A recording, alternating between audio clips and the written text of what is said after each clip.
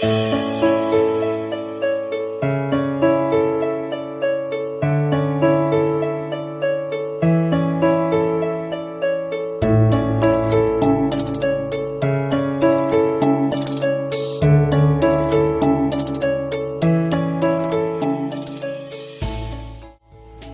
kembali pada video kedua Rake Vlog dengan tema tentang prasasti.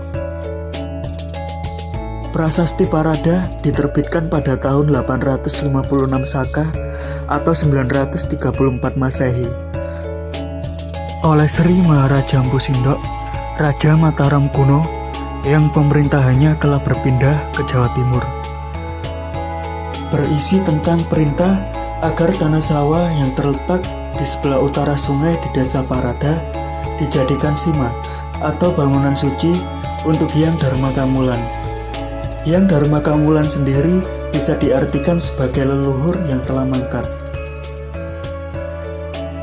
Salah satu yang sering diceritakan dalam berbagai prasasti tinggalan kerajaan berupa penetapan tanah perdikan atau wilayah bebas pajak yang disebut sima.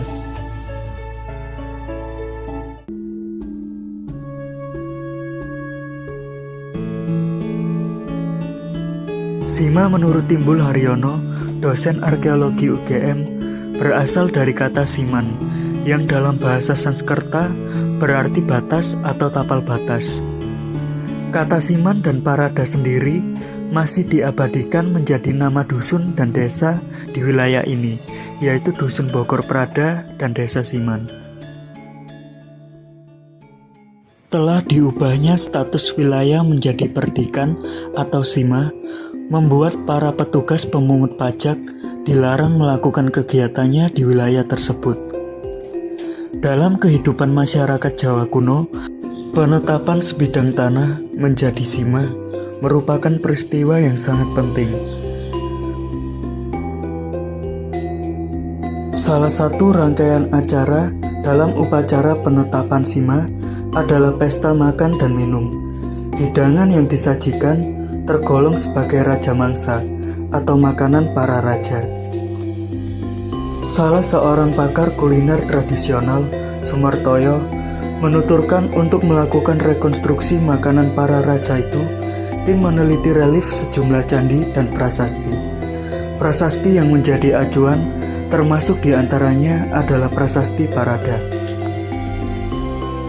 Salah satu hidangan yang disajikan diberi nama kenas kiasan atau kicik daging rusa.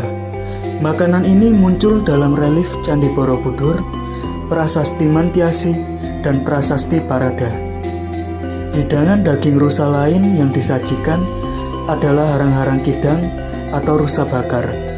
Sajian yang disebut dalam Prasasti Mantiasi, Prasasti Parada, dan relief Candi Borobudur itu berupa daging rusa yang diiris-iris menjadi bentuk dado, lalu dibakar.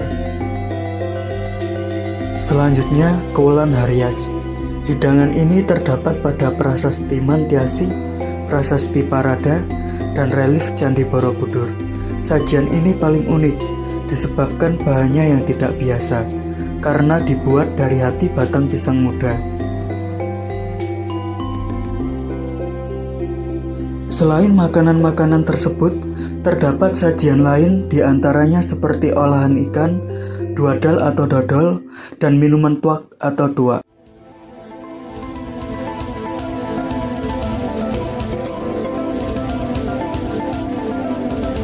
Prasasti begitu penting untuk melengkapi teks sejarah di masa sekarang. Karena selain berisi penetapan sima, prasasti juga memuat kronologi peristiwa di masa lalu. Seperti memuat silsilah raja, kehidupan di masyarakat, sistem pemerintahan di masa itu, dan sebagainya. Dengan keterangan-keterangan tersebut, prasasti merupakan potongan puzzle batu yang menjadi sumber sejarah primer dalam melengkapi potongan-potongan sejarah yang masih abu-abu.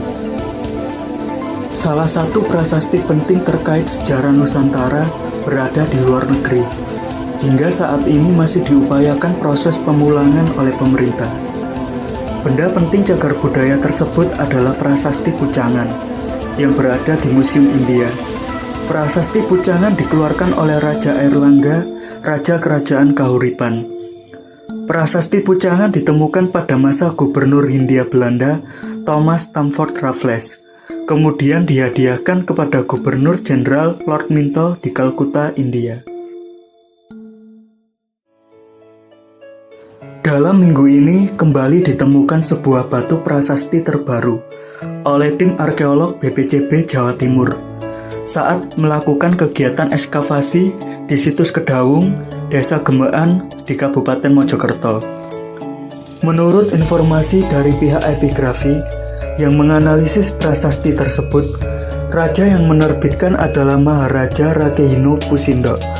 Dibuktikan dengan adanya gurisan angka tahun 852 Saka atau 930 Masehi, yang berarti dikeluarkan sezaman dengan prasasti Parada dan oleh raja yang sama, hanya terpaut 4 tahun lebih tua dibanding dengan prasasti Parada.